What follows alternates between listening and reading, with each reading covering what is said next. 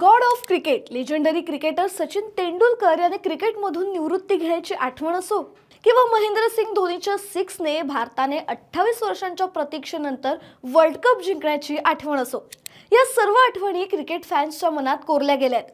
लाखो क्रिकेट फॅन्सच्या करोडो आठवणी जिथे घडल्या ती जागा म्हणजे वानखेडे स्टेडियम। भारताने 2024 चा T20 वर्ल्ड कप जिंकल्यावर सुद्धा भारतीय क्रिकेट फॅन्स सोबत त्याचा आनंद साजरा करण्यासाठी तो वर्ल्ड कप वानखेडे स्टेडियमवरच आणला गेला होता। भारतातल्या सर्वात महत्त्वाच्या स्टेडियम पैकी एक आहे वानखेडे स्टेडियम। BCCIचं मुख्यालय सुद्धा याच स्टेडियममध्ये आहे। महाराष्ट्राचे पहिले अर्थमंत्री बॅरिस्टर शेषराव वानखेडे यांनी हे स्टेडियम का बरं बांधलं ते सुद्धा काही अंतरावरच ब्रेबॉर्न स्टेडियम असताना। वादविवाद आणि मराठी माणसाचा अपमान यातून वानखेडे स्टेडियम कसं उभारलं गेलं जाणून घेऊया या व्हिडिओच्या माध्यमातून। नमस्कार, मी श्रेया अरुण, गाजावाजामध्ये आपलं स्वागत आहे। मित्रांनो, मुंबईत सुरुवातीला वानखेडे स्टेडियमच्या बाजूला असलेलं ब्रेबॉर्न स्टेडियम हे एकमेव स्टेडियम होतं। तिथे इंटरनॅशनल टेस्ट मॅचेस खेळवल्या जायच्या। 1937 ला ब्रेबॉर्न स्टेडियम उभारण्यात आलं होतं। ब्रेबॉर्न स्टेडियम हे तेव्हा क्रिकेट क्लब ऑफ इंडियाच्या अंतर्गत यायचं।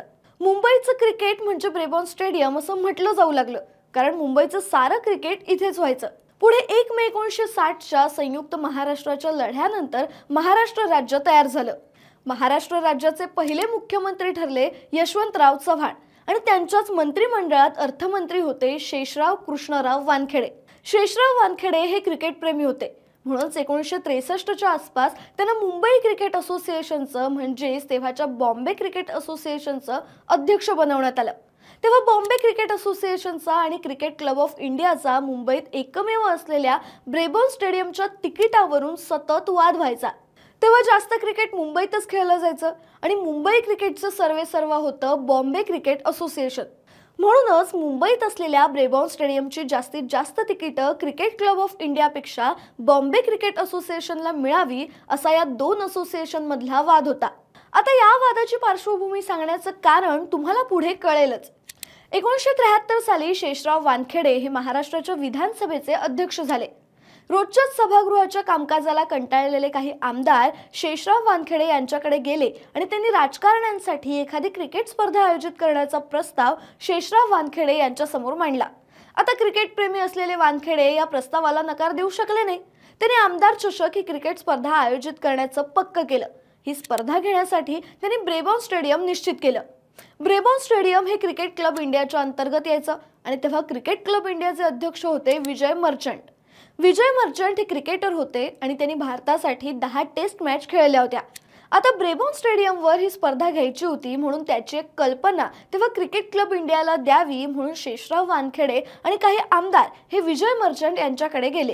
विजय मर्चंट यांनी सुद्धा त्यांचं स्वागत केलं, पण विजय मर्चंट यांच्या मनात क्रिकेट क्लब ऑफ इंडिया आणि बॉम्बे क्रिकेट असोसिएशनमध्ये असलेल्या तिकिटाचा वाद होता।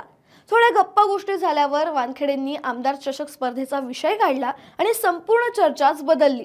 विजय मर्चंट यांनी शेषराव वानखेडेंना स्पष्ट शब्दात मैदान देण्यास नकार दिला, त्यामुळे सगळेच आमदार अवाक होते। थोडा वादविवाद झाला आणि वानखेडे म्हणाले की तुम्ही मनमानी केली तर आम्हाला नवीन स्टेडियम बांधायला लागेल। यावर मर्चंट यांनी असं उत्तर दिलं जे ऐकून कोणत्याही महाराष्ट्रीयन माणसाला राग येईल। ते म्हणाले, तुम्ही घाटी लोक काय स्टेडियम बांधणार, तुम्हा घाटींना क्रिकेटमधलं काय कळतं? हे ऐकून आमदार आणि वानखेडे संतापून तिथून निघून गेले, पण शेषराव वानखेडे यांचा इगो हर्ट झाला होता। विजय मर्चंट यांचं ते वाक्य त्यांच्या जिव्हारी लागलं होतं। तेव्हा वानखेडे हे तत्कालीन मुख्यमंत्री असलेल्या वसंतराव नाईक यांच्याकडे गेले आणि स्टेडियम बांधण्याचा निर्णय सांगितला। मात्र वसंतराव नाईकांनी त्यांना लगेचच नकार दिला। तेव्हा त्यांनी मर्चंट यांनी केलेला मराठी माणसाचा अपमान वसंतराव नाईक यांना सांगितला, पण स्टेडियम बांधण्याचा खर्च उचलणार कोण असा प्रश्न त्यांनी वानखेडे यांना केला। तुम्ही फक्त जागा द्या, पैसे आम्ही लावतो अशी वानखेडे यांनी ग्वाही दिली। तेव्हा ब्रेबॉर्न स्टेडियम पासून जवळ असलेली 13 एकर जागा वानखेडेंना मिळाली। शेषराव वानखेडे लगेचच कामाला लागले। त्यांनी स्टेडियम बांधण्याची जबाबदारी 28 वर्षीय शशी प्रभू या मराठी माणसावर टाकली। शशी प्रभू यांनी जगभरातील अनेक स्टेडियमचा अभ्यास केला आणि स्टेडियम बांधायला सुरुवात केली। दिवस रात्र एक करून शेषराव वानखेडे आणि शशी प्रभू यांनी फक्त 11 महिने आणि 23 दिवसात हे स्टेडियम बांधलं। मर्चंट यांनी केलेल्या मराठी माणसाच्या अपमानाचं हे उत्तर होतं। हे स्टेडियम ब्रेबॉर्नपेक्षा खूप भव्य होतं। शेषराव वानखेडे यांच्यामुळे हे स्टेडियम बांधलं गेलं, म्हणून त्याला वानखेडे स्टेडियम हे नाव देण्यात आलं. त्यानंतर ब्रेबॉर्न स्टेडियमवर खूप कमी इंटरनॅशनल मॅचेस झाल्या.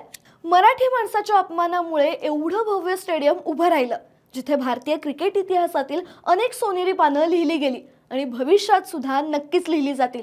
क्रीडा विश्वातील अशाच नवनवीन घडामोडी जाणून घेण्यासाठी गाजावाजाला लाईक, शेअर, फॉलो आणि सबस्क्राईब करायला विसरू नका.